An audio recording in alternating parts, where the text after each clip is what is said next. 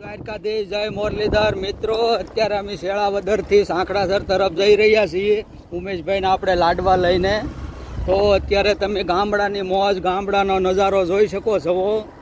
જો કેવું વાતાવરણ હોય સાંજના ટાઈમે, કેટલું મજા આવે, કેવી મજા આવે. તમારે લહેરા લૂંટવા હોય તો આવતા રહ્યો ગામ.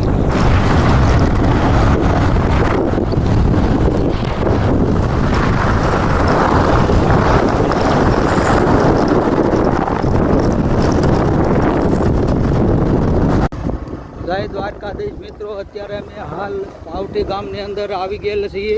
તો હવે અમે થોડી જ વારમાં તમને લાડવા બતાવીશું આપણે દેશી ઘીના. જે મિત્રોને ખાવા હોય તે આવી જાય. જય દ્વારકાધીશ.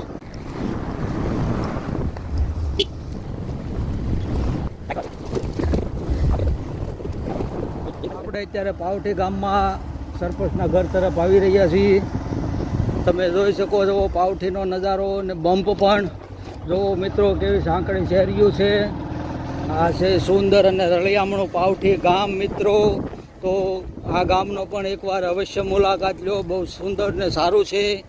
જોઈ જુઓ તમે, શેરીઓ જોઈ શકો છો, રખડતા માલઢોર જોઈ શકો છો.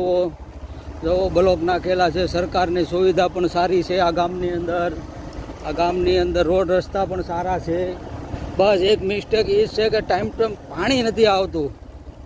જય દ્વારકાધીશ.